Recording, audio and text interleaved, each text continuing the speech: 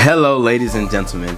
You are watching Ankle Breaking Coverage. I am your host, Chris Welch, and today we are going over one optimistic thought for each AFC South team. Now, the AFC South consists of the Jaguars, the Texans, the Colts, and the Titans. This was one of the toughest divisions in football, at least pre-Daniel Jones injury, but played out a little bit weird during the season. You had the Colts go off to a hot 8-2 start, while the rest of the division just kind of got off to rough starts to the year.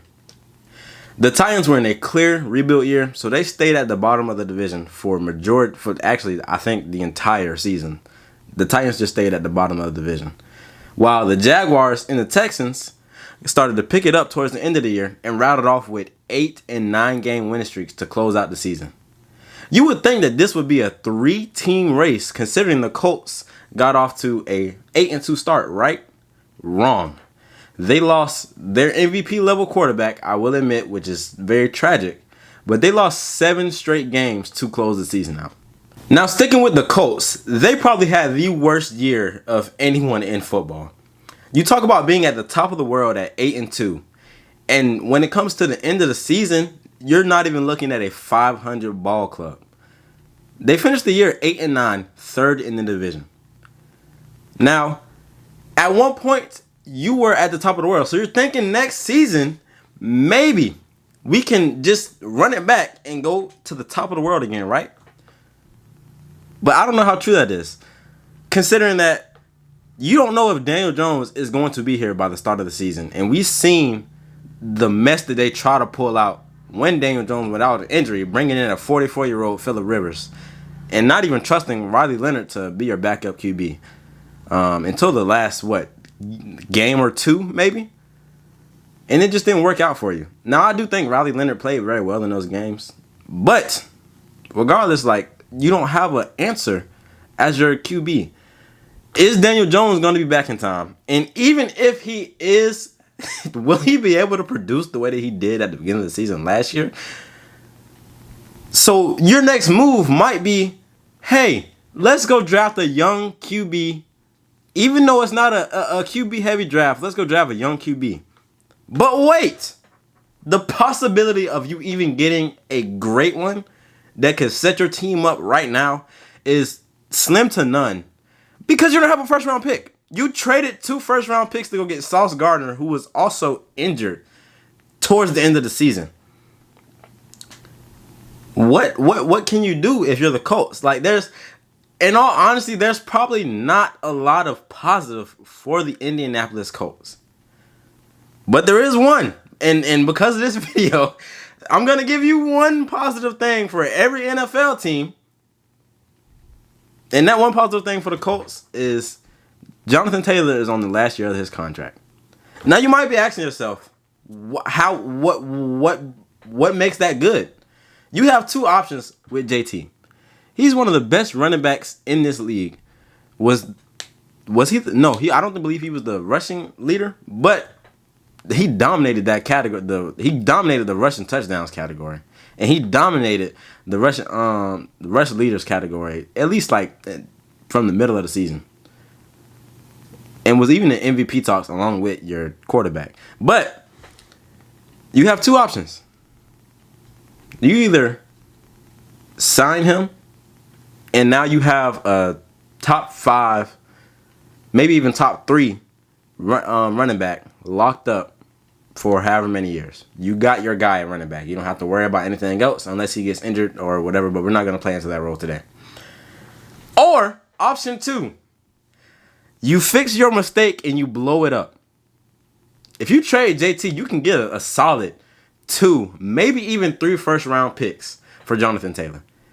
And in my opinion, that is probably the best and most logical situation, because Daniel Jones, who knows what he's going to look like coming into next year. You don't know what you got out of Riley Leonard, and you don't have an option. I mean, I guess Anthony Richardson, he's just kind of been like the forgotten kid in this whole scenario, but how much do you trust Anthony Richardson? So, yeah, that's about the only silver lining that I have for the Colts going into next season. But other than that, I'm not seeing any more hopefulness from Indianapolis and their fans. Moving on to the Jacksonville Jaguars, led by head coach Liam Cohen, who flipped a 4-13 record into a 13-4 winning team. Now, you took a heartbreaking loss to the Buffalo Bills in the wildcard round, but this is not the first time you have lost in heartbreaking fashion in the playoffs. It's not your first time, but this time feels so much more different than the past. In an offseason where you could potentially lose Travis Etienne and Devin Lloyd without anything, there is still so much upside to this football team. You talk about Trevor Lawrence playing at an MVP level. You talk about Parker Washington's late breakout year, and you talk about health, which is one of the biggest things that this team will gain this offseason.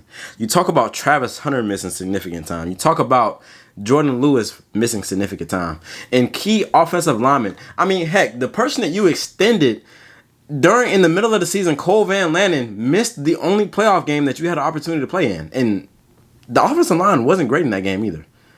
So health is going to be so big and so important for this team.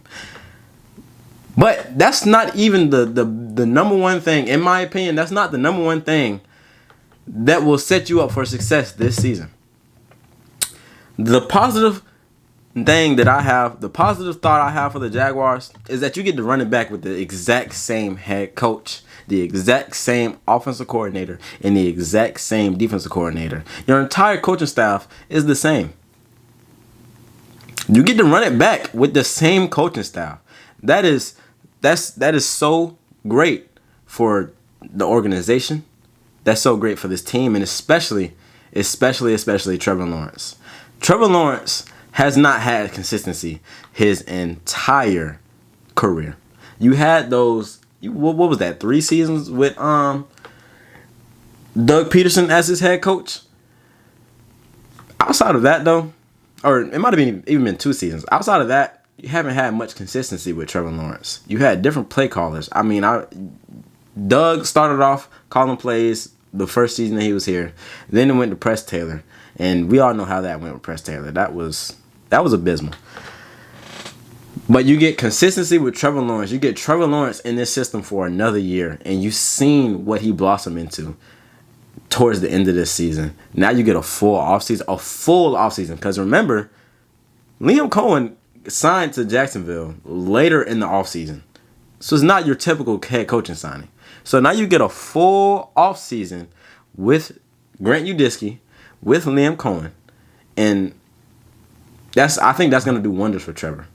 Could be a potential MVP season if Trevor can continue to be who he was towards the end of that season, rather than the Trevor Lawrence that we had known for the seasons prior. Transitioning over to the Houston Texans, I think they're in a little bit of a weird place. I believe they have a great head coach in DeMeco Ryans, and he has anchored that defense amazingly. He has coached that defense to elite status. But I think you have a great head coach, but their offense isn't anything near what it was in 2023, CJ's rookie year. Just to add that some context. How do you fix that though? Because when you watch this team, it's just kind of weird. Like, I don't know exactly what is really causing CJ to play this poorly. The main thing I can think of is his offensive line play. Now, the positive thing for the Texans is you have CJ Stroud still on his rookie year deal. It might be the last year of it, but you have CJ on his rookie year deal. I think he is still your quarterback moving on in the future. I don't think there's a world where they don't keep CJ Stroud. I just don't. But it's great that he is still on his rookie deal because you get to fortify that O-line. And we all know how important O-linemen are to every single football team. I say just go spend O-line. I think you spam offensive linemen. You don't do anything else. Like I think you have a great core around CJ Stroud. You'll have Tank Dell coming back at least sometime during the season. It might not be at the beginning. I just seen a video of him, and man, he looks pretty. He had a knee injury, and I'm giving him the benefit of the doubt, but he looks pretty small, smaller than he did before. But You have Tank Dell coming back eventually into the season. You have Nico Collins, who is a top 10 wide receiver at worst. It's probably even higher than that. Probably like top 7, maybe even top 5. You never know. But I think both of your rookies did a good job down the stretch, especially when Nico got hurt. I think Jaden Higgins stepped up big time in the playoffs. But CJ Stroud just has been a shell of himself. And it's a good thing that it's his last year of his rookie deal, because not only do you have the opportunity to now go get some O-linemen to help keep your QB safe, but you also get to determine what CJ's price tag is. When CJ came off of his rookie year, it was no question he was going to get whatever the max is whenever his contract was up. There was no question. That's how well he was playing.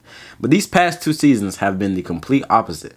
So it gives you an opportunity to know where you will be in the pay stub and how can you build this offense around CJ Stroud. Because I think the defense is taken care of. I think your only thing that you're missing now is great O-line play. So I would love to see how that plans out right there. Lastly, let's move on to the Tennessee Titans. Now, the Titans, I think, have done a good job getting in young talent and developing them pretty well. When you look at Cam Ward, I like J.C. Latham personally. When you look at Alec Manor and Chimere Dike, Pro Bowler in his first year, by the way. Go Gators. But when you look at those guys, I think those are good young talents to have in your locker room. And Tajay Spears. I can't believe I forgot about him. Tajay Spears as well. And I think they had a good group of veterans in that locker room as well. When you talk about Calvin Ridley, when you talk about Jeffrey Simmons, guys like that, Adrian Key, I think those are Tony Pollard. I think those are good veterans to have in your locker room as well. I think they're going about this rebuilding process pretty good and could even make a little bit of noise next season. I don't think they're a playoff team, but I think that they could be that one team that just upsets a team every once in a while. One of the good teams, especially in that AFC South division, considering that it's always going to be a hard game in your division. If it's a divisional game, it's going to be a hard one to win. I think they can come out with some surprising wins this season. But I think there's multiple things that you have to look forward to in this next season. I know this is one good thought process, but I like what they're doing down there in Tennessee. You bring in Robert Saleh as your head coach. Now, having a young year 2 quarterback, would have loved the offensive-minded head coach, but Robert Saleh is going to produce a great defense every season that he is going to be your head coach. Every season he's on your coaching staff, you're going to have a good defense regardless. And he's shown that time and time again. You've seen the defense that the 49ers were able to produce last season. Even as banged up as they were, they had some performances where it's like, that was pretty bad. I wouldn't blame that on Robert Saleh. I would blame that more on health. And you've seen the years that he had with the Jets. You've seen what the Jets looked like previous to this season. The Jets defense was something that you could rely on. This season, it was terrible with their first year without Robert Saleh. So, I think Robert Saleh coming in as your head coach is something positive to look forward to. You're going to have a good defense, a defense that plays hard, fast, and nasty. All right? And you have a year 2 player in Cam Ward. And the other thing that you have to look forward to is you have a top draft pick. You got 2 ways that you can go about this as well. If it were me personally, I'm going to get my solidified wide receiver 1 and lock up that wide receiver core. And I would draft Carnell Tate. That is what I would do. That is my personal preference. I think Carnell Tate is the person that you get. I believe they have the 4th overall draft pick in this draft class. But I think you go get Carnell Tate and you lock up your wide receiver 1 for the years to come. Because after that, I think Ayo can be a wide receiver 2. And I think Chimere Dike is a good wide receiver 3. You lock up that wide receiver core is what I would do. Now, knowing that their head coach is Robert Saleh, I would probably see them going edge rusher to pair, a young edge rusher to pair with Jeffrey Simmons. And I think that the guy that you go get is Ruben Bain. He was elite this playoff run for Miami. It would be pretty hard to not look at him and say, yeah, I want him to be my edge for the future. So I think those are your 2 gateways for the draft this season. But there's a lot to look forward to if you're a Tennessee Titan fan. You have a good young core. You have a great head coach. And we'll see what this team looks like heading into next season. That is all I have for you guys today. I hope you guys enjoyed the video, and I'll see you guys soon. Once again, my name is Chris Welch. Thank you for tuning into Angle Breaking Coverage. And until next time, peace out.